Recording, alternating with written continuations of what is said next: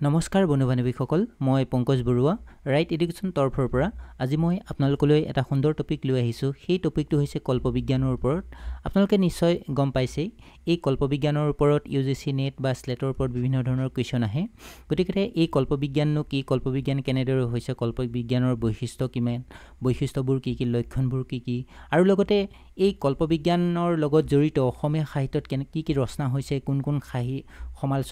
সমালোচক সাহিত্যিকে কেনেকুৱা ধৰণৰ গ্ৰন্থ ৰচনা কৰিছে সেইখিনিৰ ওপৰত আজিৰ এই ভিডিঅ'টোত মই আলোচনা কৰিম তেনেহলে আহকচোন আমি কল্পবিজ্ঞানৰ বিষয়ে প্ৰথমতেই চাওঁ ইয়াৰ যদি আমি সংজ্ঞা যদি বিচাৰিবলৈ যাওঁ আপোনালোকে ইয়াত গুগলত যদি উইকিপিডিয়া যদি চাই এই ধৰণৰ এনেদৰে মন্তব্য আগবঢ়াইছে যিটো কল্পনামূলক সাহিত্যৰ এক ধাৰা বুলি কৈছে আৰু যি সাধাৰণতে এই কল্পনাশীল আৰু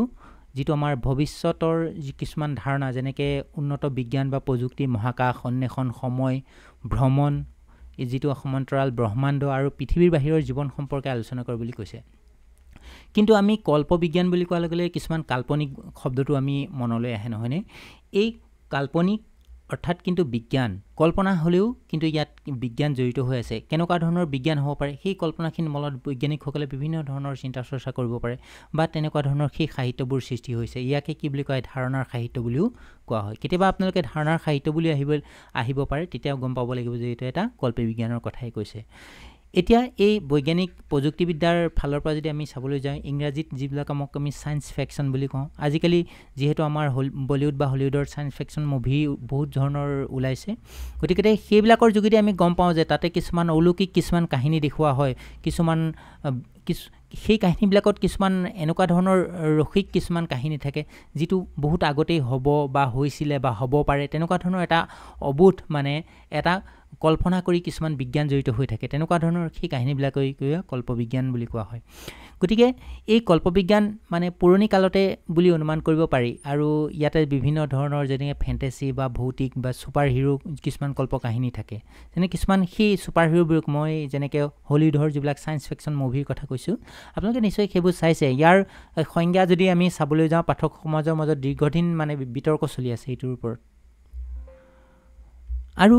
যদি আমি কল্পবিজ্ঞান সাহিত্যৰ বিষয়ে যদি চাবলৈ যাওঁ সেইবিলাক মানে চলচ্চিত্ৰ টেলিভিছন বা অন্যান্য মাধ্যমত কিন্তু আজিকালি যথেষ্ট মানে সায়েন্স ফিকশন মুভিৰ যথেষ্ট আমাৰ জনপ্ৰিয়তা হোৱা দেখা যায় আৰু ইয়াতে বিস্ময়বোৰ থাকে কি নতুন হ'ব পাৰে নতুন যেনেকৈ হলিউডৰ আজিকালি ধৰি লওক মুভি কিছুমান আছে ধৰি লওক মই নাম পাহৰি গৈছোঁ বৰ্তমান এতিয়া আপোনালোকে সেইখিনি চাই ল'ব গুগল কৰি এতিয়া সেই তেনেকুৱা ধৰণৰ কল্পবিজ্ঞানৰ যদি সাহিত্য বুলি কোৱা যায় তেতিয়া আপোনালোকে মানুহৰ বিশ্বাসযোগ্য হোৱাকৈ লিখা বা এই এনেকুৱা ধৰণৰ শ্ৰেণীৰ কল্প কাহিনীক বুজোৱা হয় এই কাহিনীবিলাক মানে কল্পনাৰে বিজ্ঞানৰ আৱিষ্কাৰৰ সুফল আৰু কুফল মানুহৰ বিভিন্ন প্ৰতিক্ৰিয়াকে দেখুওৱা হয় এই মানে কল্পবিজ্ঞান সাহিত্যত কল্পনা আৰু বিজ্ঞানৰ চমৎকাৰী দিশ ইয়াৰ মানে সম্ভাৱনীয়তাবিলাক আমাৰ প্ৰকাশ কৰা হয় মানুহৰ জীৱনত মানে বিজ্ঞানে কেনেকৈ মানে সাৰ্থকতা ৰূপ লৈ কেনেকুৱা ধৰণৰ কাম হ'ব পাৰে সেই তেনেকুৱা কিছুমান চিত্ৰ দেখুওৱা হয় আৰু ইয়াত জীৱন লগতে আমাৰ মানুহৰ জীৱন বা সামাজিক প্ৰগতিক প্ৰত্যক্ষ কৰি একাংশ বুদ্ধিজীৱী লেখকে এইবিলাক শ্ৰেণীৰ মানে বিজ্ঞান শ্ৰেণীৰ কল্পনা কৰি যিবিলাক লিখিছে সেইবিলাকক কি আমি কল্পবিজ্ঞানৰ সাহিত্য বুলি কওঁ কিন্তু এই যদি আমি অভিধানিক যদি অৰ্থ চাবলৈ যাওঁ কল্প শব্দটোৰ অৰ্থ যদি আমি চাবলৈ যাওঁ মানে পুৰাণ ব্ৰহ্মাণ্ডৰ মতে ব্ৰহ্মাৰ এক আহুৰত্ব অৰ্থাৎ মানুহৰ 432 কোটি বছৰক মানে এটা কল্প বুলি কোৱা হয় সেই কল্প মানে কি হৈছে আকৌ আপোনালোকে চাব সকলো মনৰ কামনা কৰিব পৰা মানে স্বৰ্গৰ ৰাজ্যত থকা এজোপা গছ বুলিও কৈছে এনেকুৱা ধৰণৰ কল্পনা কৰা হয় বা যদি মানুহৰ বিষয়ে যদি আৰু যদি চাবলৈ যাওঁ অলপ কম প্ৰায় বা মৃতকল্প বা সদৃশ পিতৃকল্প ঋষিকল্প এনেকুৱা ধৰণৰ কিছুমান থাকে সেইবিলাক হৈছে অভিধানিক অৰ্থ গতিকে আমি অভিধানিক অৰ্থলৈ নাযাওঁ কিন্তু আমি কিছুমান কথা জানিব লাগিব যে এইবিলাক 1900 শতিকাৰ ইংলেণ্ডৰ মেৰী শেলীৰ মানে এইটো 1918 চনটো আপোনালোকে মনত ৰাখিব দেই 1918 চন 18 চনৰ মানে যি ফ্ৰেংকেনষ্টাইন নামৰ উপন্যাসখন লিখিছিল তাৰ পৰাই মানে প্ৰকৃত যিবিলাক লক্ষণসমূহ কল্পবিজ্ঞানৰ লক্ষণসমূহ সৃষ্টি হৈছে বুলি আমি ধাৰণা কৰি ল'ব পাৰোঁ তাৰ পিছতে আৰু কিছুমান সাহিত্যিক আছে যেনেকৈ জুল ভাৰ্ণ H.G. Wells এডগাৰ এলান পো ৰাইটছ লুই মানে ষ্টেভেনছন এই এনেকুৱা ধৰণৰ লেখকবিলাকে উৎকৃষ্ট মানৰ মানে কল্পবিজ্ঞানৰ কাহিনী ৰচনা কৰি এই সাহিত্যিক ধাৰাটো সৃষ্টি কৰি গৈছে গতিকে আমাৰ সেই কল্পবিজ্ঞানৰ যিটো ধাৰা সেই ধাৰাটো আমাৰ ভাৰতবৰ্ষৰ লগতে আমাৰ অসমতো কিন্তু ইয়াৰ প্ৰভাৱ পৰা দেখা যায় গতিকে সেই বিষয়ে যদি আমি চাবলৈ যাওঁ শান্তনু তামুলীয়ে খুব বিজ্ঞান সাহিত্য বুলি তেখেতে এখন গুৰুত্বপূৰ্ণ লেখাত সেইখিনি প্ৰকাশ কৰিছে আৰু ৰমেশ চন্দ্ৰ গোস্বামীও বিজ্ঞান মানে সাহিত্য হৈছে বিজ্ঞান আৰু সাহিত্যৰ মানে সুযোগ্য সংমিশ্ৰণ বা সহৱস্থান বুলি তেখেতে এনেদৰে মন্তব্য কৰিছে কেতিয়াবা এনেকুৱা ধৰণৰ মন্তব্যও আহিব পাৰে সেইখিনিও আপোনালোকে কিন্তু অকণমান চাই যাবলৈ নাপাহৰিব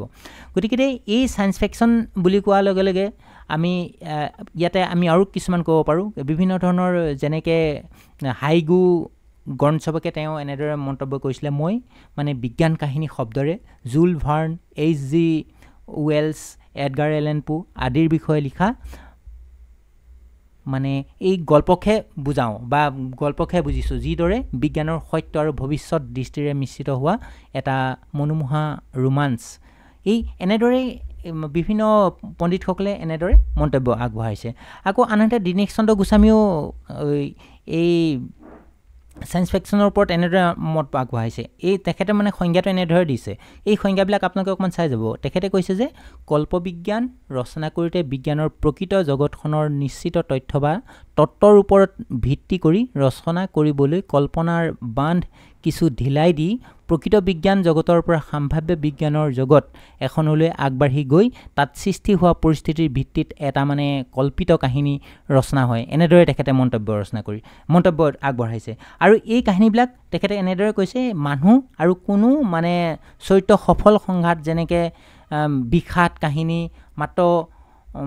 মাত্ৰ বিজ্ঞানখিনি বা সম্ভাৱ্য বিজ্ঞানখিনি তাৰ উপজীব্য তাক বাদ দি সেই কাহিনী ৰচিত হ'ব নোৱাৰে বুলি এনেদৰে মন্তব্য আগবঢ়াইছে দীনেশ চন্দ্ৰ গোস্বামীদেৱে গতিকে আপোনালোকৰ ইয়াৰ উপৰিও আছে আৰু বিভিন্ন ধৰণৰ সংজ্ঞাবিলাক আছে সেই সংজ্ঞাবিলাক আপোনালোকে অকণমান চাব আৰু যদি আপোনালোকে এই কল্পবিজ্ঞানৰ যদি বিষয় চাবলৈ যাওঁ এইটোবিলাক মূলতঃ হৈছে বিজ্ঞান মানে সাহিত্য নহয়নে এই সাহিত্যবিলাক যদি চাবলৈ যাওঁ কিছুমান কাহিনীযুক্ত হয় আৰু কাহিনী বিযুক্তও হয় ইয়াতে যদি কাহিনীযুক্ত যদি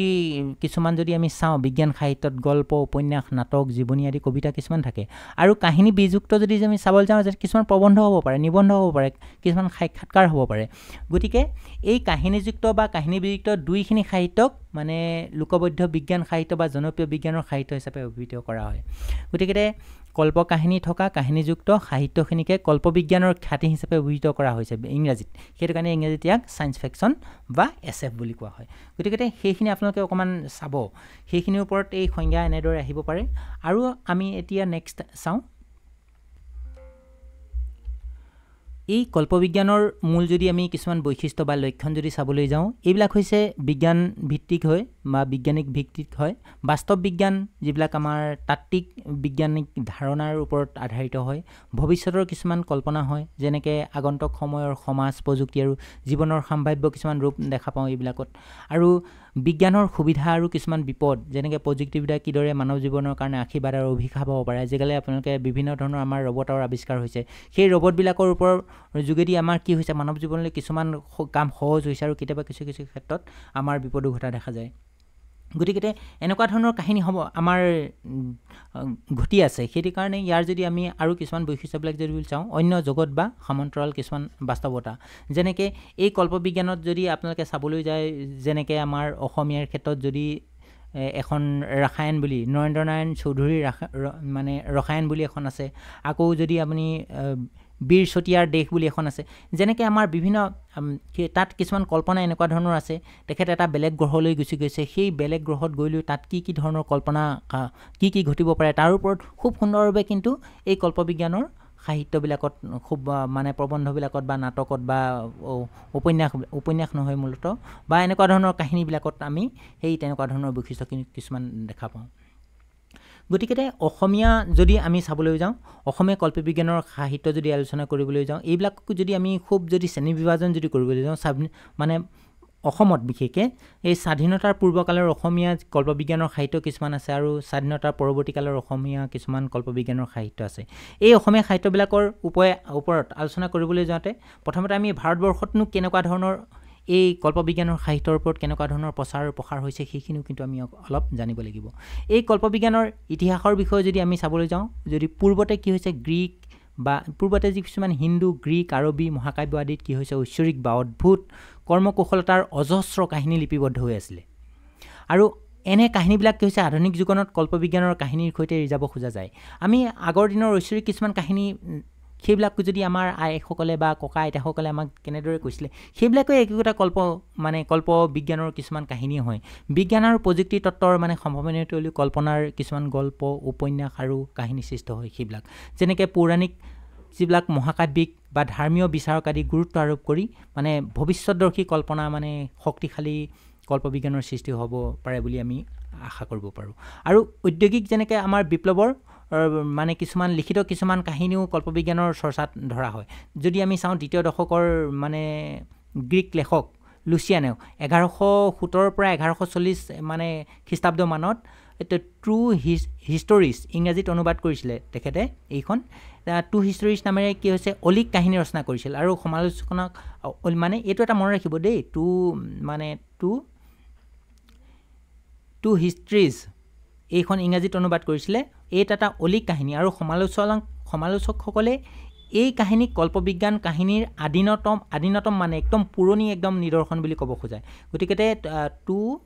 এইটো মই লিখি দিছোঁ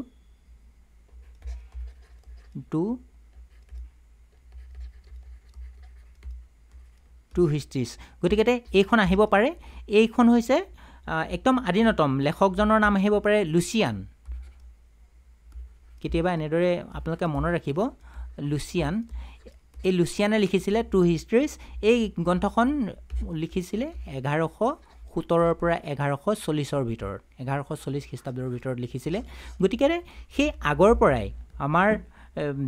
তেখেতে এজন গ্ৰীক লেখক আছিলে সেই গ্ৰীক লেখকসকলৰ পৰাই প্ৰথম কল্পবিজ্ঞানৰ সাহিত্য আৱিষ্কাৰ হৈছে বুলি ধৰা হয় আৰু সেইটোকে কি হয় আদিনতম নিদৰ্শন টু হিষ্ট্ৰীজকে কল্পবিজ্ঞানৰ আদিমতম একদম নিদৰ্শন বুলি ধৰা হয় তাৰ উপৰিও কিছুমান আছে যেনেকৈ আমি যদি চাওঁ সেই কাহিনীখনত কি আছে বাৰু পৃথিৱীৰ পৰা চন্দ্ৰগ্ৰহলৈ অভিযান কৰা কাহিনী ইয়াত আছে টু হিষ্ট্ৰীজ তাৰপিছত 7 দিন 7 ৰাতি গৈ থকাৰ অন্তৰত জানখানে চন্দ্ৰত অৱতৰণ কৰিছিলে আৰু অভিযাত্ৰী কেইজনে চন্দ্ৰ আৱিষ্কাৰ কৰিছিলে পৃথিৱীৰ মানুহতকৈ বহু গুণে উন্নত চন্দ্ৰবাসী বুলি তেখেতে এই টু হিষ্ট্ৰীজখনত কিন্তু খুব সুন্দৰভাৱে এনেদৰে বৰ্ণনা কৰা আছে গতিকে সেই তেনেকুৱা ধৰণৰ চন্দ্ৰত গৈ কিছুমান চন্দ্ৰৰ অলৌকিক কাহিনী কিছুমান কিন্তু সেই টু হিষ্ট্ৰীজত এনেদৰে বৰ্ণনা কৰা দেখা যায় এতিয়া আপোনালোকে চাব আৰু কিছুমান কেনেকুৱা বিজ্ঞান কাহিনী কিছুমান আছে বা কল্পবিজ্ঞানৰ কাহিনী কিছুমান আছে সেইবিলাকৰ বিষয়ে আপোনালোকে অকণমান জানিব লাগিব এতিয়া ধৰি লওক আমাৰ জুলে ভাৰ্ণেৰ বুলি এজন লেখক আছিলে আৰু তেখেতেও সেইবিলাকৰ ওপৰত কল্পবিজ্ঞানৰ সাহিত্যৰ ওপৰত তেখেতে ৰচনা কৰিছিলে প্ৰকৃততে কি তত্ত্বভিত্তিক কল্পবিজ্ঞানৰ জনক ফৰাচী লেখক জুলে ভাৰ্ণাৰৰ সময়ৰ পৰাই বৈজ্ঞানিক যিবিলাক দৃষ্টিভংগীৰে লিখা বিজ্ঞান কাহিনী প্ৰচাৰ হ'বলৈ ধৰিছিলে সেইটো সময়ৰ পৰাই আৰু তেওঁৰ প্ৰথম বিজ্ঞান কাহিনী উপন্যাসখনৰ নাম হৈছে কি মই লিখি দিছোঁ আপোনালোকক সেইটো মনত ৰাখিব চিংক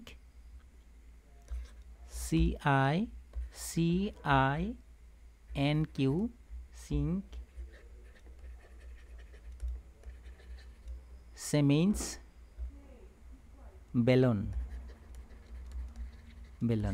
এইখন তেখেতে ৰচনা কৰিছিলে গ্ৰন্থখন আৰু পৃথিৱীৰ প্ৰায় সকলো ভাষালৈ এইখন কিন্তু গ্ৰন্থখন অনুবাদ কৰা প্ৰায় দেখা যায় এইখন অনুবাদ কৰিছিলে আৰু এই উপন্যাসতে বিভিন্ন অত্যাধুনিক সেই সময়ৰ যান্ত্ৰিক যানৰ উদ্ভাৱনৰ কল্পনাৰ দুৰ্গম অভিযানৰ কাহিনী কিন্তু এইখন গ্ৰন্থত দেখা যায় গতিকে বিভিন্ন ধৰণৰ যানে অৱতৰণ কৰিছিলে বিভিন্ন ধৰণৰ জেগাত তাৰ উপৰিও আৰু কিছুমান কাহিনী যেনেকৈ দ্য এডভেঞ্চাৰ অফ কেপ্টেইন হাৰ্টছ আছে আৰু rounds the moon a floating city এনেকুৱা ধৰণৰ master of the world the clipper of the quits এনেকুৱা ধৰণৰ কিছুমান গ্ৰন্থ আছে সেইবিলাক কাহিনীটো যদি আমি চাবলৈ যাওঁ আমাৰ বিভিন্ন ধৰণৰ কাল্পনিক কাহিনীৰ লগতে সেই কাল্পনিক কাহিনীবিলাকৰ লগত বিজ্ঞানৰ সংমিশ্ৰণ হৈছে সেই তেনেকুৱা ধৰণেই বিভিন্ন ধৰণৰ কিন্তু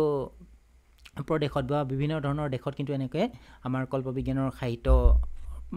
প্ৰচাৰ হোৱা দেখা যায় লগতে এই আধুনিক কল্পবিজ্ঞানৰ যদি উপন্যাস বা গল্প বিষয়ে ধাৰণা আকৌ কিছুমান আছে যেনেকৈ কল্পবিজ্ঞানৰ মানসিকতাত বিজ্ঞান আৰু প্ৰযুক্তিৰ অপপ্ৰয়োগৰ ধ্বংসাত্মক স্বৰূপ বা ৰাজনৈতিক প্ৰণোদিত কিছুমান মানসিকতা সঘনে দেখা পোৱা যায় কিন্তু এই কল্পবিজ্ঞানৰ সাহিত্যবিলাক আৰু বৰ্হিজগতৰ বুদ্ধিমান মানে প্ৰাণীৰ পৃথিৱীত সৃষ্টি কৰা মানে যিবিলাক পুনৰুদ্ভাৱ মানুহৰ অবিচাৰৰ বিৰুদ্ধে যুদ্ধ বন্যপ্ৰাণীৰ মানে যেনেকৈ জন্তুমানৱৰ ওপৰত নিৰ্ভৰশীল ভৱিষ্যত সেই এনেকুৱা ধৰণৰ কাহিনী কিন্তু বৰ্তমান যেতিয়া আধুনিক কল্পবিজ্ঞানৰ উপন্যাস বা সাহিত্যত আমি দেখা পাওঁ এতিয়া আপোনালোকে ইয়াৰ যদি আমি ইতিহাসৰ ওপৰত যদি চাবলৈ যাওঁ তাৰপিছতে আমি চাম ভাৰতীয় ভাষাত কল্পবিজ্ঞানৰ আলোচনা এতিয়া আপোনালোকে এখন ভাৰতীয়ত যদি এইটো কিন্তু একদম মোষ্ট ইম্পৰ্টেণ্ট ইয়াৰ ওপৰত UGC নেটৰ বা স্লেটৰ লগতে অসমীয়া সাহিত্যত কিন্তু ইয়াৰ ওপৰত আমি কুৱেশ্যন অহা দেখা যায় বিভিন্ন ধৰণৰ পৰীক্ষাৰ লগতে আপোনালোকে নিজেও কিছুমান জানিবলগীয়া কিছুমান কাহিনী থাকে যেনেকৈ এই ভাৰতীয় ভাষাত যদি আমি কল্পবিজ্ঞানৰ বিষয়ে যদি আলোচনা কৰিবলৈ যাওঁ 1876 চনত মানে আচাৰ্য জগদীশ চন্দ্ৰ বসুৱে বাংলা ভাষাত কল্পবিজ্ঞানৰ সাহিত্য ৰচনা কৰিছিলে এইটো কিন্তু একদম মনত ৰাখিব দেই কাৰণ তেওঁ নিৰুদ্দেশৰ কাহিনী নামৰ গল্পটোৱে কুন্তলিন পুৰস্কাৰৰ মানে প্ৰতিযোগিতাত প্ৰথম স্থান লাভ কৰিছিল আৰু এইখন 1921 চনত প্ৰকাশিত অব্যক্ত নামৰ সংকলনটো গল্পটো মানে এই গল্পটো পৰিমাৰ্জিত ৰূপত পলাতক তুফান নামেৰে প্ৰকাশ পাইছিলে এই বক্ত সেইটো এটা মোষ্ট ইম্পৰ্টেণ্ট হয় পলাতক তুফান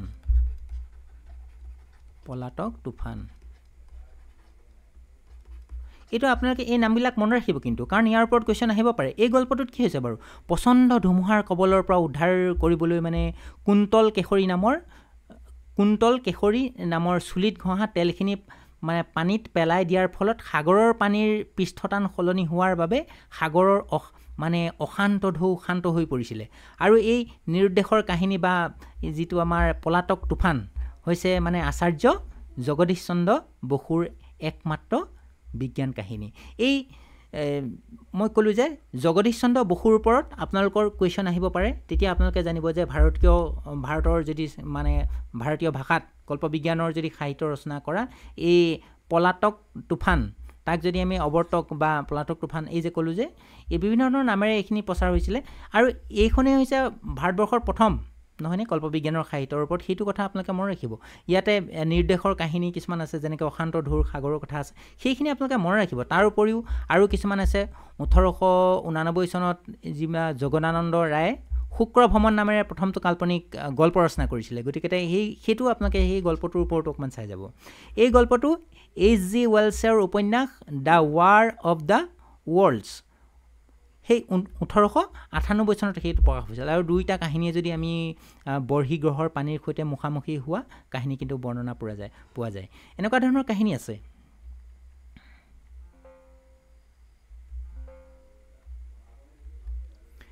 এই আধুনিক যদি আমি বাংলা ভাষাৰ যদি প্ৰখ্যাত উপন্যাসিক কবি সুনীল গংগোপাধ্যায় কেইবাটাও সাৰ্থক কল্পবিজ্ঞানৰ কাহিনী তেখেতে ৰচনা কৰিছে আৰু তাৰ ভিতৰত যদি আমি চাওঁ অজান দ্বীপত পোৱা সন্মোহিনী যিবিলাক আমাৰ মানে পথাৰক লৈ ৰচনা কৰিছিলে ৰাক্ষসৰে পথাৰ 1983 চনত তেখেতে ৰচনা কৰিছিলে 1984 চনত এই প্ৰতি পদাৰ্থ ভিত্তিক চুটিগল্প মানে লাল জংঘল বঢ়ি বিজ্ঞানৰ গ্ৰহত ভৰি দিয়া মহাকাশ মানে চাৰি এজনৰ গাৰ ৰং সলনি হোৱাৰ কাহিনী তেখেতে ৰচনা কৰিছিলে নীল মানুষেৰ সঞ্চাৰ 1985 চনত এই এনেকুৱাবিলাকৰ উল্লেখ কৰিব পাৰোঁ আমি আৰু কিছুমান আছে যেনেকৈ সুনীল গংগোপাধ্যায়ৰ সমসাময়িক দুগৰাকী লেখক আৰু কিছুমান আছে যেনেকৈ শিখাণ্ডু মহোপাধ্যায় যেনে তেখেতে এই মহোপাধ্যায় আৰু কিছুমান বিজ্ঞান কাহিনী আছে তেনেকৈ বিজ্ঞানিক কাহিনী যেনেকৈ ভূতাৰে ঘাৰী 1883 চনত ৰচনা কৰিছিলে এই ভূতাৰে গাড়ী এই কম্পিউটাৰ আৰু মানে যিবিলাক উৰণ বিজ্ঞান তত্ত্ব ভিত্তিক তেখেতে এইখন কাহিনী এনেদৰে ৰচনা কৰিছিলে আৰু যদি চাওঁ পগলা গণেশ 1989 চনত তেখেতে এই এটা গল্প হয় তেখেতে এই 3589 চনত ভৱিষ্যতৰ মানৱ মানে সমাজক লৈ ৰচনা কৰিছিলে সেই সময়ত মানুহৰ যিবিলাক মানৱীয় আৱেগ অনুভূতিৰ যিবিলাক নান্দনিক কিছুমান গুণাগুণবিলাক অৱলুপ্তি ঘটিবলৈ ধৰিছিলে মানে ইয়াৰ পিছত কি হ'বগৈ আমাৰ বৰ্তমান যিবিলাক আমাৰ আধুনিকতাৰ গৰখত পৰি কেনেকুৱা ধৰণৰ বিলুপ্তি ঘটিবগৈ পাৰে কেনেকুৱা এটা পৰ্যায়লৈ যাব পাৰে সেই কাহিনীবিলাকত কিন্তু ভূতাৰী গণেশ তেখেতে এই গল্পটো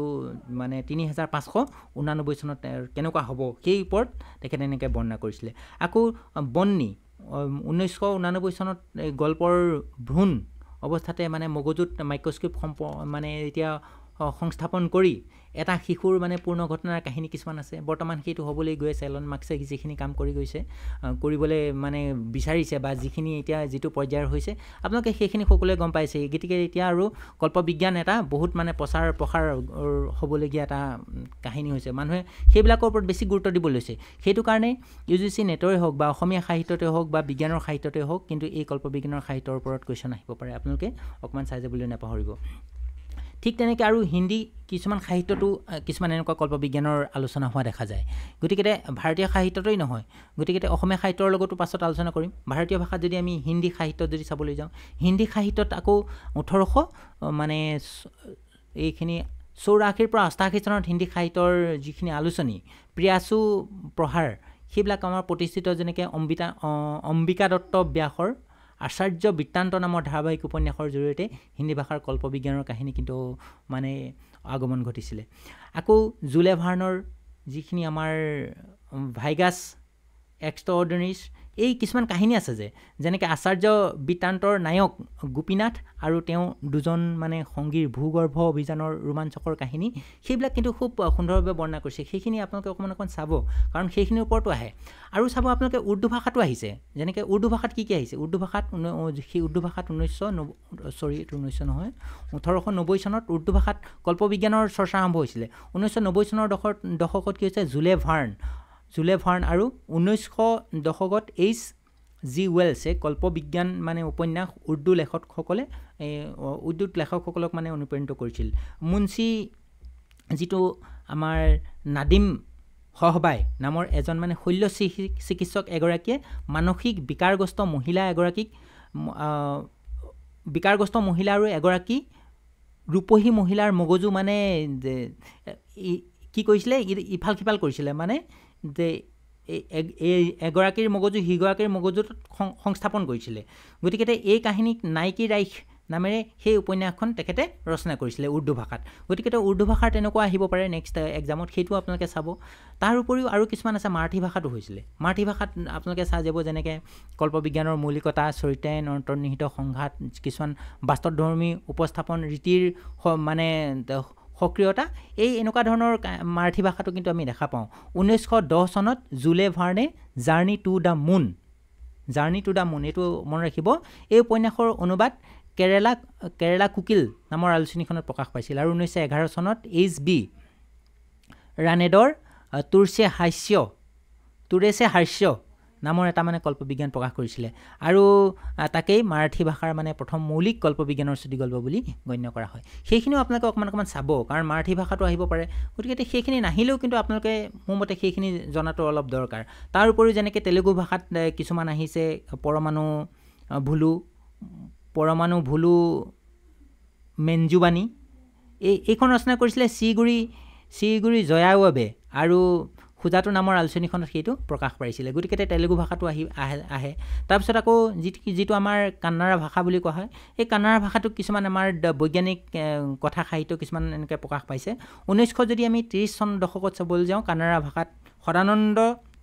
নায়কে মানে হৃদপিণ্ড সংস্থাপনৰ ওপৰত এটা চুটিগল্প ৰচনা কৰিছিলে আজিকালি মানে বিভিন্ন ধৰণৰ অৰ্গেন ট্ৰান্সপ্লাণ্টৰ কথা আপোনালোকে নিশ্চয় জানেই কিন্তু সেইটো সময়ত চাওকচোন 1930 চনতেই কিন্তু সেইবিলাক এতিয়া বৰ্তমান আধুনিকতাৰ কিছুমান প্ৰয়োগ কৰিছে কিন্তু সেইবিলাক কল্পবিজ্ঞানৰ যদি আমি কাহিনী চাওঁ 1900 দশকত বা 80 দশকতেই কিন্তু সেইবিলাক মানে লেখকসকলে সেইখিনিৰ ওপৰত কিছুমান কাহিনী লিখি থৈ গৈছে মানে এটাৰ পৰা এটা মানুহলৈ কেনেকৈ হৃদপিণ্ড সংস্থাপন কৰিব পাৰি সেই কাহিনীবিলাকত আছে সম্ভৱতঃ মানে এই কান্নাড়া ভাষাতে কল্পবিজ্ঞানৰ সেয়াই প্ৰথম হৈছে বুলি ক'ব পাৰি হয়নে বৈজ্ঞানিক কথা সাহিত্য হয়নে সেইটোৰ যোগেদি কি হৈছে তেনেদৰে হৈছে প্ৰথম অৱস্থাত এই গোপাল কৃষ্ণ আদিগাই জুলে ভাৰ্ণে মানে কাহিনী বিজ্ঞানৰ কান্নাড়া ভাষালৈ অনুবাদ কৰিছিলে তেখেতে তাৰ উপৰিও আৰু কিছুমান আছে সেইবিলাকো আপোনালোকে পঢ়িব তাৰপিছত যেনেকৈ গুজৰাটী ভাষাত আছে গুজৰাটী ভাষাত যদি আমি চাওঁ পঞ্চদশ শতকত গুজৰাটী ভাষাত যেনে কালিদাস যাদৱৰ কলমত প্ৰথম কল্পবিজ্ঞানৰ কিছুমান এনেকুৱা ধৰণৰ গল্প প্ৰকাশ পাইছিলে আকৌ উৰিয়া ভাষাটো যেনেকৈ গোকুলানন্দ মহাপাত্ৰই 1922 মানে 2013 চনলৈকে তেখেত আছিলে জীয়াই আৰু এই বিজ্ঞানীজনে বিভিন্ন ধৰণৰ এই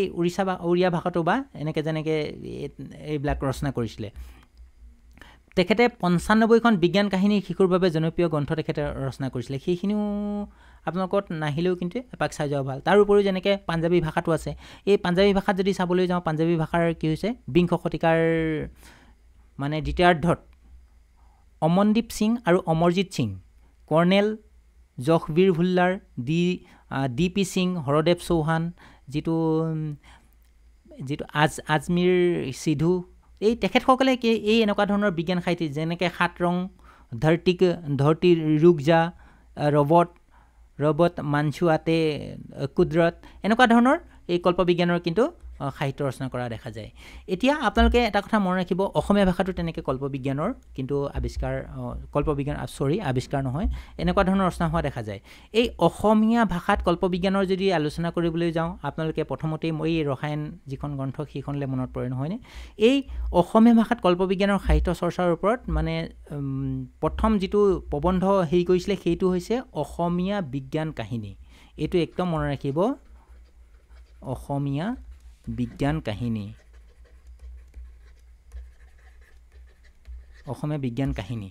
এইখন ৰচনা কৰিছিলে 1995 চনত এইটো কোনে ৰচনা কৰিছিলে বাৰু এতিয়া আপোনালোকে এনেদৰে কুৱেশ্যন আহিব পাৰে অন্যান্য ভাষাৰ দৰে অসমীয়া ভাষাটো এনেকুৱা ধৰণৰ চিন্তা চৰ্চা লাভ হৈছিলে হয়নে নানা ধৰণৰ বিভিন্ন ধৰণৰ সৃষ্টিৰ মানে সমীক্ষা পোৱা দেখা গৈছিলে বিশেষকৈ এইবিলাক যদি আমি চাওঁ বাতৰি কাকত আলোচনী সেইবিলাকত আমাৰ এইবিলাক জনপ্ৰিয়তা লাভ কৰিবলৈ ধৰিছিলে আৰু অসমীয়া ভাষাত 1937 চনত এটা মনত ৰাখিব 1937 চনত প্ৰথম যদি চাবলৈ যাওঁ মানে অসমীয়া এই কিছুমান কাহিনী বিজ্ঞান এনেকুৱা ধৰণৰ বিভিন্ন আলোচনী প্ৰকাশ পাইছিলে 1995 চনত আৰু যদি তাতকৈ আগত যদি চাবলৈ যাওঁ 1937 চনত অসমীয়া ভাষাত প্ৰকাশিত প্ৰথম কল্পবিজ্ঞানিক কিছুমান গল্প এটা ৰচনা কৰিছিলে কোনে সেইটো কিন্তু মোষ্ট ইম্পৰ্টেণ্ট হয় সেইটো হৈছে বীৰ চতিয়াৰ দেশ এইটোৰ ওপৰত প্ৰায় কুৱেশ্যন আহে এইটো ৰচনা কৰিছিলে হৰিপ্ৰসাদ বৰুৱাদেৱে এই হৰিপ্ৰসাদ দেৱে ৰচনা কৰা অসমীয়া ভাষাত 1937 চনত প্ৰকাশিত প্ৰথমটো মৌলিক কল্পবিজ্ঞানৰ গল্প আছিলে সেইটো কিন্তু মনত ৰাখিব এই গল্পটো আবাহনৰ মানে অষ্টম বছৰৰ 7 মাহ সংখ্যক যিটো আহাৰ মাহত বুলি কোৱা হয় 1889 শকত প্ৰকাশ পাইছিলে এই গল্পটো পুনতঃ 1953 চনত লেখকৰ গল্প সেইটো আপোনালোকে চাব দেই এনেকুৱা ধৰণৰ কিন্তু মোষ্ট ইম্পৰ্টেণ্ট হয় সংকলনত বিৰচিত দেশৰ নামৰ মানে বীৰ চতিয়াৰ দেশ এই সংকলনটো সন্নিৱিষ্ট হৈছিলে গতিকে সেই আবাহনৰ যুগতেই কিন্তু এনেকুৱা ধৰণৰ কাহিনী ৰচনা হৈছিলে সেইখিনিও আপোনালোকে অকণমান চাব কাৰণ ইয়াৰ ওপৰত আহিব পাৰে কুৱেশ্যন প্ৰথম কোনখন আলোচনীত প্ৰকাশ হৈছিলে বুলিও এনেকুৱা ধৰণৰ কুৱেশ্যন আহিব পাৰে তেতিয়া যে আবাহনতেই আমাৰ অসমীয়া সাহিত্যত বীৰ চতিয়াৰ দেশ নামৰ এখন গল্প ৰচনা হৈছিলে আৰু ইয়াত এই গল্প সংকলনৰ লেখকে কি কৈছিলে বাৰু তেখেতে বীৰ চতিয়াৰ দেশ লিখা কিছুমান যেনেকৈ ইংৰাজী সেইবিলাকৰ কিতাপৰ পৰা তেখেতে আপ্লুত হৈছিলে আৰু এই গল্প দুটাত যদি আমি চাওঁ এইটো বিধাতাৰ আশীৰ্বাদ কিছুমান ফুটাই তুলিছিলে মানে ভগৱানৰ কিছুমান আশীৰ্বাদ দিছিলে বীৰ চতিয়াৰ দেশৰ যদি আমি গল্পটো যদিও চাওঁ এই কামত থাকোঁতেই আৰম্ভ হৈছিলে তেখেতে যেতিয়া কাম মন মানে হেৰি কৰি আছিলে কৰ্মস্থলীতে তেখেতে এইটো ৰচনা কৰিছিলে এই কামৰ পৰা অৱসৰ লোৱাৰ পিছত যদি আমি আৰু এই গল্পটোৰ আৰু ওপৰত মই অকণমান আলোচনা কৰিম এই গল্পটো যদি আমি চাওঁ সূৰ্যকুমাৰ ভূঞাদেৱে এইটো গল্প সংকলন কৰিছিলে আৰু এই গল্পটোত এই ফাগুনাৰামৰ বন্ধু বীৰ চতিয়াই মৃত্যুৰ পাছত নিজৰ নাম অনুসৰি বৃহস্পতি গ্ৰহত মানে আৱিৰ্ভাৱ লৈ তাত বসবাস কৰিছিলে আৰু উক্ত গ্ৰহত কি কৰিছিলে গম পাইছেনে বিভিন্ন ধৰণৰ তাতে যেনেকৈ দেখিছিলে কিছুমান বীৰ চতিয়াই তাতে আৰু সেই দেখা কাহিনীবিলাক মানে পৃথিৱীলৈ ফাগুনা বুলি কোৱা এগৰাকী মানুহলৈ পঠিয়াই দিছিলে আৰু বৃহস্পতি গ্ৰহৰ যিবিলাক মানুহ আছিলে বা অধিবাসীসকলক মানে চল চালনাৰ উল্লেখ কৰি মানে তাৰ তুলনাত মত্যবাসীৰ বিশেষকৈ মানে অসমীয়াৰ কিছুমান আঁসোৱাহ দেখুৱাবলৈ খুব যত্ন কৰিছিলে আৰু এই লেখকৰ কল্পনাৰ মানে যদি আমি চাবলৈ যাওঁ তেখেতে এটা কাল্পনিক কিছুমান কাহিনী খুব সুন্দৰভাৱে প্ৰকাশ পাইছে আৰু গোটেই এই ফাগুনাৰ ছদ্ম যেনে সপোনত যেনেকৈ সম্ভূত মূল মানে কাহিনী আছিলে যেনেকৈ দলৰ পূজাৰীয়ে দিয়া ধতুৰা গুটিখিনি খাইছিলে বা টোপনি ভঙাৰ পিছত ফাগুনাৰ ঘৈণীয়েকে যেনেকৈ হুমুনিয়া এটা কাঢ়িছিলে লুকাই ভাং খাবলৈ যাওঁ হয়নে ধতুৰা খাবলৈ তো কোনে কৈছিলে এনেকুৱা ধৰণৰ কিছুমান মানে সেই মানে বিভিন্ন ধৰণৰ অবাস্তৱ কাহিনীৰ লগত কিছুমান কিন্তু বাস্তৱৰ কিছুমান বিজ্ঞানভিত্তিক কাহিনী বাস্তৱতাৰো কিন্তু ইয়াত সংমিশ্ৰণ হোৱা দেখা যায় গতিকে গল্পটোত বীৰ চতিয়াই পৃথিৱীলৈ নামি আহি ফাগুনাক বৃহস্পতি গ্ৰহলৈ লৈ যায় তাৰপিছত টেলিফোনৰ মাধ্যমেৰে দৰকন্যা নিৰ্বাচন হোৱা আৰু এনেকুৱা ধৰণৰ কিছুমান কাহিনী আছে আজিকালি কুৱেশ্যনবিলাক ডাইৰেক্ট দি নিদিয়ে আপোনালোকে নিশ্চয় গম পাইছেই গতিকে বীৰ চতিয়াৰ যিটো দেশ এই দেশ নামৰ গল্পটো সূৰ্যকুমাৰ ভূঞাদেৱে সংকলন কৰিছিল কোনে সংকলন কৰিছিলে কোনে ৰচনা কৰিছিলে সেইখিনিও আপোনালোকে জানিব লাগিব বা এই কাহিনীটোত বীৰ চতিয়াৰ কাহিনীটোত কোনজন কোন কাৰ চৰিত্ৰ আছে সেইখিনিও এনেকুৱা ধৰণৰ কুৱেশ্যন তুলি দিব পাৰে তাৰপিছত আৰু এটা যেনেকৈ গল্প আছে ৰসায়ন এই ৰসায়নৰ ওপৰত আপোনালোকে চাই যাব একদম মূলতঃ এই ৰসায়নৰ ওপৰত আহে এই ৰসায়ন মই লিখি দিছোঁ ৰসায়ন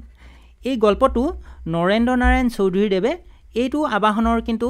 9 নম্বৰ বছৰৰ 12 সংখ্যক মানে আঘোণ মাহৰ 1860 এইটো প্ৰকাশ পাইছিলে এই ৰসায়ন যদি চাওঁ আমি অসমীয়া ভাষাত প্ৰকাশিত দ্বিতীয়টো মানে কল্পবিজ্ঞানৰ কাহিনী হয় এই গল্পটোৰ কাহিনী যদি আমি প্ৰাচীন ভাৰতীয় কল্পবিজ্ঞানৰ মানে কায়কল্প চিকিৎসা বিধিৰ আশ্ৰয় লৈ অসমৰ পটভূমিত গঢ় লৈ উঠিছিলে কিন্তু এইটো এই গল্পকাৰে বিষয়টো অৱধাৰণে এনেদৰে কৈছে তেখেতে এনেদৰে কৈছিলে মানে ঠিক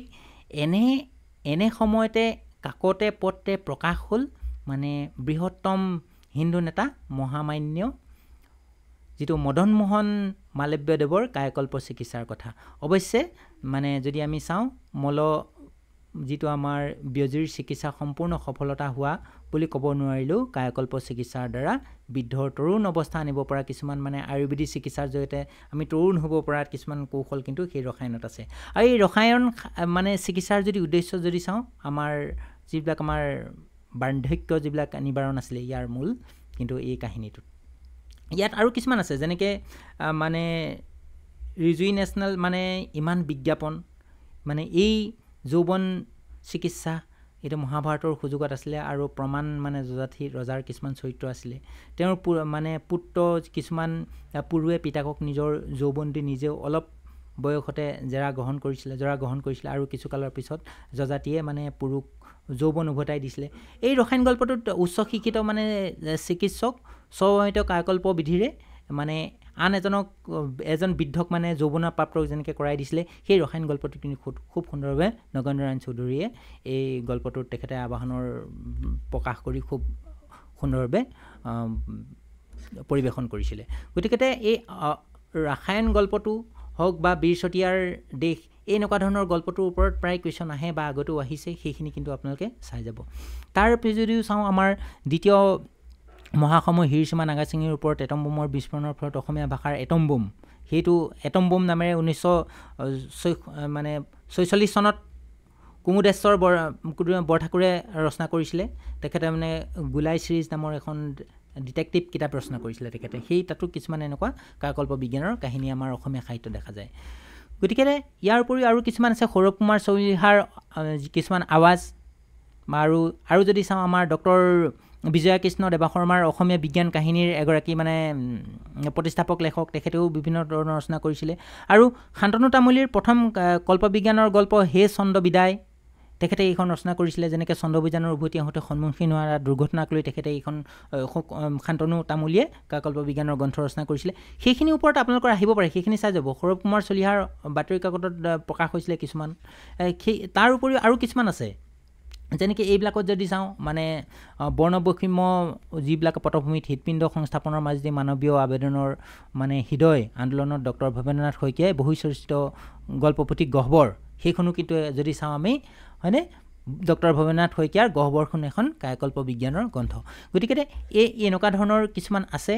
আপোনালোকে সেইখিনি চাই যাব আৰু যেনেকৈ নৰেন্দ্ৰ নাৰায়ণ চৌধুৰীৰ আৰু এখন গ্ৰন্থ আছে অন্য গ্ৰহৰ খবৰ তেখেতে এইখন 1967 চনত এইখন এখন উপন্যাস তেখেতে ৰচনা কৰিছিলে কল্পবিজ্ঞানৰ ওপৰত আৰু দীনেশ চন্দ্ৰ গোস্বামী অসমীয়া ভাষাত কল্পবিজ্ঞানৰ গল্প উপন্যাস নাট ৰচনা কৰিছিলে বিভিন্ন ধৰণৰ আৰু তেখেতৰ যদি আমি চাবলৈ যাওঁ প্ৰথম প্ৰকাশিত যদি গ্ৰন্থ বিজ্ঞান কাহিনীৰ কঁকাল তেখেতে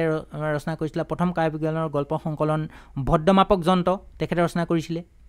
তাৰ উপৰি আৰু কিছুমান লেখক আছে যিবিলাকৰ বিষয়ে আপোনালোকে অকণমান চাই যাব, কাৰণ সেইবিলাকৰ ওপৰত কুৱেশ্যন আহে বা আহি থাকিব পাৰে। গতিকে সেইখিনি আপোনালোকক নিশ্চয় চাগে বুজি পাইছে। ভিডিঅ'টো যথেষ্ট দীঘল হৈছে। তাৰ উপৰিও আৰু মই ক'বলৈ যাওঁ যে যেনেকৈ বন্দিতা ফুকনৰ প্ৰথম কায়াকল্প, এইটো বন্দিতা ফুকনৰ ওপৰত আহে দেই, গতিকে আপোনালোকে সেইটো চাই যাব। বন্দিতা ফুকনৰ প্ৰথম কল্পবিজ্ঞানৰ গল্প যেনেকৈ প্ৰিয়তমা, সেইটো এইখন হয় 1977 চনত বন্দিতা ফুকনৰ অনুদিত এটা মানে কল্পবিজ্ঞানৰ গল্প বিস্ময়ত সেইটো প্ৰকাশ পাইছিলে। গতিকে আগতেও প্ৰকাশ হৈছে, এতিয়াও কিছুমান প্ৰকাশ হৈ আছে। গতিকে সেইখিনি আপোনালোকে অকণ চাই যাব। আৰু কিছুমান ইয়াৰ উপৰিও প্ৰভাত গোস্বামীৰ নাটক যন্ত্ৰমানৱ, গতিকে অসমীয়া ভাষাত প্ৰথমখন কল্পবিজ্ঞানৰ মঞ্চ নাটক হয়। সেইটো কিন্তু এই মঞ্চ নাটক কি হয়, গতিকে এইটোৰ ওপৰতো আহিব পাৰে। মঞ্চ নাটকো আজিকালি কায়াকল্প বিজ্ঞানৰ নাটক হিচাপে হৈছে। গতিকে আমি নিশ্চয় গম পাইছোঁ যে তাৰ উপৰিও আমাৰ যদি চাওঁ, এই মানে যন্ত্ৰমানৱখনে অসম সাহিত্য সভাৰ পূৰ্ণাংগ নাটক পাণ্ডুলিপি প্ৰতিযোগিতাত 1984-85 চনত প্ৰথম পুৰস্কাৰ লাভ কৰিছিলে। আৰু পদ্মধৰ চলিহা শুৱনি বঁটা তেখেতে লাভ কৰিছিলে এই কি হয় প্ৰভাত গোস্বামীদেৱে। গতিকে এনেকুৱা ধৰণৰ কুৱেশ্যন আহিব পাৰে। গতিকে ভ্ৰমণ কাহিনীকাৰ বা গল্পকাৰ বিভিন্ন লেখক ৰবীন্দ্ৰনাথ গোস্বামীৰ বিভিন্ন আলোচনীত কিন্তু কল্পবিজ্ঞানৰ প্ৰকাশ পোৱা যায়। আৰু তেখেতৰ যদি আমি প্ৰথম যদি গল্প বা কায়াকল্পবিলাক যদি গল্প যদি চাবলৈ যাওঁ, অনুপম, দীপলীনা, ভাগ্য দেৱতা 1994 চনত তেখেতে ৰচনা কৰিছিলে। সেইখিনি আপোনালোকৰ আহিব পাৰে, সেইখিনিৰ ওপৰত আপোনালোকে চাই যাব। আৰু তাৰ উপৰিও কিছুমান অনুদিত কিছুমান গল্প বৰ্তমান আছে, অনুদিত কিছুমানো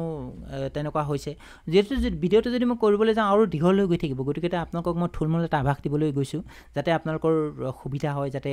এই কল্পবিজ্ঞানৰ গল্প বা সাহিত্যিক উপন্যাস সেইবিলাক কেনেদৰে আৱিষ্কাৰ হৈছে, কেনেদৰে ৰচনা হৈছে, সেইখিনিৰ ওপৰত কুৱেশ্যন আহিব পাৰে। অনুদিত গ্ৰন্থ বুলি কোৱাৰ লগে লগে মই অলপ আগত কৈছিলোঁৱেই যে বিভিন্ন ধৰণৰ ফৰাচী হওক বা ইংৰাজ হওক লেখকসকলে কল্পবিজ্ঞানৰ ওপৰত গ্ৰন্থ লিখি থৈ গৈছে। তাৰ ভিতৰত যদি আমি চাওঁ জুলে ভাৰ্ণ, তাৰপৰা H.G. ৱেলছ, এডগাৰ এলেন পো, হয়নে, অৰ্থৰ কোনন ডায়ল, অৰ্থৰ চি ক্লাৰ্ক, হয়নে, আইজাক আমিভাব, যিবিলাক প্ৰকৃতিৰ লেখক, সেইবিলাকৰ বিভিন্ন ধৰণৰ যিবিলাক কল্পবিজ্ঞানৰ গল্প উপন্যাসত মানে ৰচনা কৰিছিলে, সেইবিলাক অসমীয়াৰ লগতে বিভিন্ন ধৰণৰ ভাষালৈ প্ৰকাশ হৈছিলে। যদি আমি চাওঁ অসমীয়া ভাষালৈ অনুদিত হোৱা প্ৰথমখন মানে অনুদিত হোৱা দেই, অনুদিত মানে অনুবাদ হোৱা তেনেকুৱা প্ৰথমখন উপন্যাস কি আছিলে? গতিকে H.G. ৱেলছৰ দ্য ইনভিজিবল মেন, হয়নে, ইনভিজিবল মেন। গতিকে এইখনৰ ওপৰত এনেকুৱা আহিব পাৰে। এই ইনভিজিবল মেনখন কাৰ বুলি আহি যাব পাৰে, বা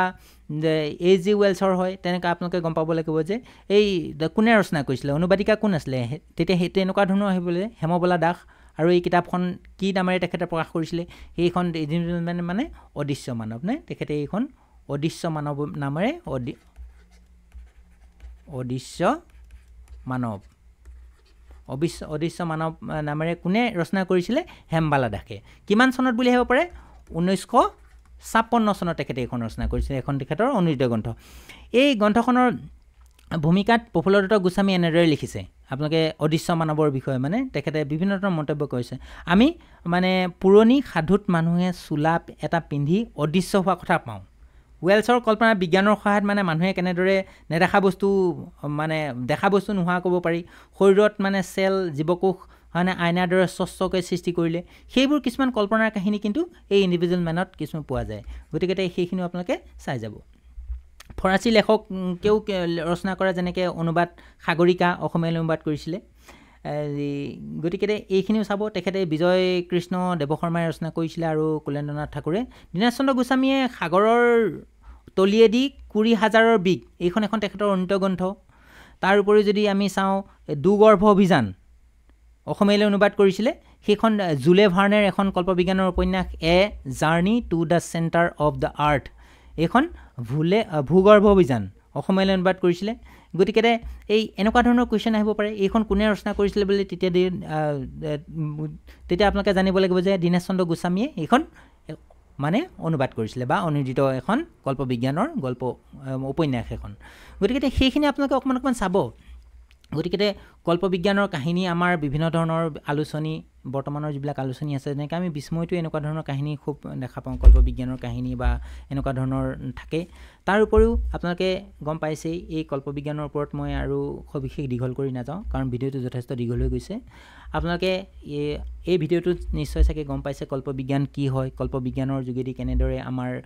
অসমীয়া সাংস্কৃতিক অসমীয়া সাহিত্য কেনেদৰে আগবাঢ়ি গৈছে এই কল্পবিজ্ঞানৰ মানে প্ৰযুক্তিৰ ফলত আমি কিছুমান যিবিলাক মানে দ্ৰুত পৰিৱৰ্তন দেখিছোঁ সেইবিলাক আমাৰ বৰ্তমান আগতে যিবিলাক কল্পনা কৰিছিলে সেইবিলাক কিন্তু আমাৰ বাস্তৱিক পৰিণত হোৱা দেখা গৈছে গতিকে এই কাহিনীৰ লগতে বিভিন্ন ধৰণৰ লেখকসকলে তেখেতসকলৰ কিছুমান যদি আমি চাওঁ লেখকবিলাক প্ৰায়বিলাক আমাৰ বৈজ্ঞানিক হয় বিভিন্ন ধৰণৰ বিজ্ঞানৰ মানে চৰ্চা কৰা লোক হয় তেখেতসকলৰ মনত বিভিন্ন ধৰণৰ অলৌকিক কল্পনা আহে আমাৰ এলিয়েনৰ কথা মনলৈ আহে গতিকে এলিয়েনৰ ওপৰত আমি ভাবি আমি এনেকুৱা ধৰণৰ কল্পবিজ্ঞানৰ কাহিনী ৰচনা কৰিব পাৰোঁ আপোনালোকেও আহক সকলোৱে আগবাঢ়ি আহক অসমীয়া সাহিত্যৰ কাৰণে অকণমান আগবাঢ়ক অনিৰিত কল্পবিজ্ঞানৰ কাহিনীবিলাক হয়তো অনুবাদ কৰক তেতিয়া আমাৰ অসমীয়া সাহিত্যৰ ভঁৰালটো চহকী হ'ব মই ভাবোঁ কি এই কল্পবিজ্ঞানৰ যিটো ভিডিঅ' মই প্ৰস্তুত কৰিলোঁ এই ভিডিঅ'টোৱে যাতে আপোনালোকক অকণমান হ'লেও সহায় কৰিলে যদি আৰু কিবা থাকে মোক ক'ব মই সেইখিনি আপোনালোকক দিবলৈ যত্ন কৰিম ভিডিঅ'টো শেষলৈকে চোৱাৰ বাবে বহুত বহুত ধন্যবাদ আৰু এই ভিডিঅ'টো যদি ভাল পালে তেনেহ'লে প্লিজ লাইক কৰি দিব আৰু লাইক কৰি লগৰ বন্ধু বান্ধৱীবিলাকক শ্বেয়াৰ কৰি দিব ভিডিঅ'টো চেনেলটো কিন্তু ছাবস্ক্ৰাইব কৰিবলৈ একেবাৰে নাপাহৰিব ভিডিঅ'টো শেষলৈকে চোৱাৰ বাবে বহুত বহুত ধন্যবাদ থেংক ইউ